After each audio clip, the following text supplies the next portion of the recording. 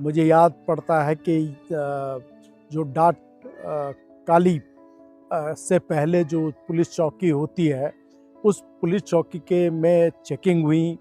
कितने लोग गाड़ियों से जा रहे थे।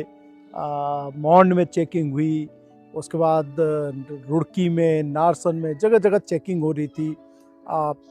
पुलिस अथॉरिटीज़ इस बात को इंश्योर कर रही थी कि कितने लोग बसों में सवार होकर आगे बढ़ रहे हैं। तो एक उत्साहजनक माहौल के साथ साथ सहयोगात्मक एक रवैया जिसे कहते हैं, वातावरण था। वो भी पुलिस के साथ सहयोग यहाँ के आंदोलनकारी, उनके नेता कर रहे थे। तो ऐसा लग रहा था कि सब कुछ ठीक ठाक है, everything is going fine and perfect, state is doing it's duty और आंदोलनकारी अपना ड्यूटी पूरी करने जा रहे हैं। अच्छा, क्योंकि मैं स्वयं एक बस को लीड कर रहा था, उसका नेतृत्व कर रहा था, तो वहाँ बैठे हुए लोगों की जिम्मेदारी मेरी बनती थी कि मुझे उनको सुरक्षित ले जाना था। तो इस तरीके के हम लोग कोशिश कर रहे थे। तो मुझे याद पड़ता है कि जब हम लोग गुरुकुल नारसन में पहुँचे तो इस तरीके की घटनाएं हुई कि जो अनथिंकेबल है।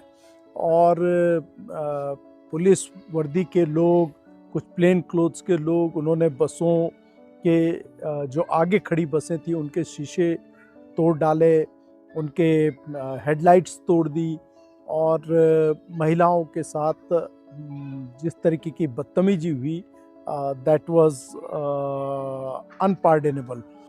मतलब मैंने उस कालखंड में साड़ियों को उड़ते हुए देखा। मैं विचलित हुआ, बहुत आक्रोश पैदा हुआ, क्योंकि ये हमारी संस्कृति का कभी हिस्सा रही नहीं है। अब मुझे याद पड़ता है कि उसके बाद हम जैसे तैसे गुरुकुल नारसन को पार करके हम लोग रामपुर तिराहे पहुँचे। रामपुर तिराहे में जब हम पहुँचे तो रात्रि में चमोली की बसें रात्रि में पहुँच चुकी थी रामपुर तिराहे में। और देहरादून में हम देहरादून की जो बसें थी वो बहुत बाद में पहुँची। मतलब प्रातःकाल के करीब हम लोग वहाँ पर पहुँचे तो ऐसी हमें सूचना मिली कि रात्रि में महिलाओं के साथ अभद्रता हुई है, बदतमीजी हुई है, बसों के हेडलाइट्स तोड़ दिए गए। सेम जो गुरुकुल नारसन में हमारी बसों के साथ हुआ था, वही चमोली वालों के साथ और बाद में हमारी जो बसों के साथ भी वही घटना हुई। और इससे आंदोलनकारियों का आक्रोशित होना लाजमी था, आक्रोशित हुए। लेकिन उत्तराखंड आंदोलन के नेतृत्व ने वहाँ पर बड़ी सूझबूझ से स्थिति को संभालने की कोशिश की और करीब 100 फीट की दूरी एक तरफ आप ये देखिए कि सड़क के उस पार बहुत बड़ा जमावड़ा पुलिस का खड़ा है और दूसरी तरफ आंदोलनकारी 100 फीट इधर खड़े हैं और वो बढ़ना चाहते हैं, लेकिन आंदोलनकारियों को रोका हुआ है आंदोलनकारी के नेतृत्व ने। उसमें इस तरीके का सिनेरियो था।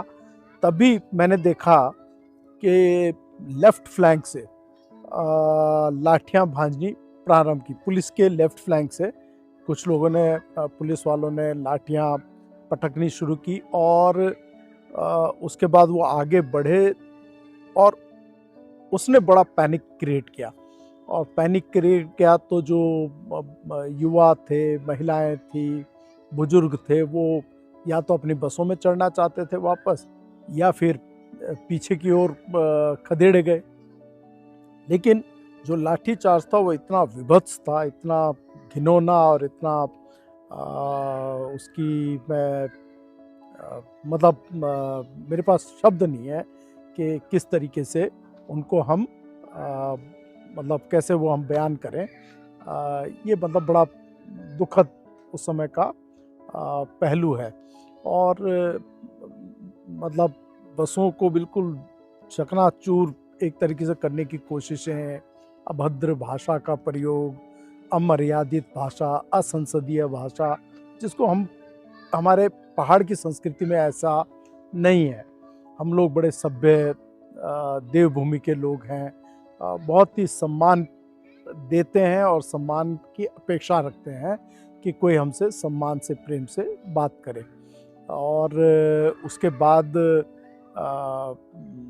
जब पुलिस चार्ज करने लग गई तो युवाओं ने उनको एक ये था कि हम कहाँ तक दौड़ के जाएंगे, वापस दौड़ते दौड़ते देहरादून नहीं पहुंच सकते। तो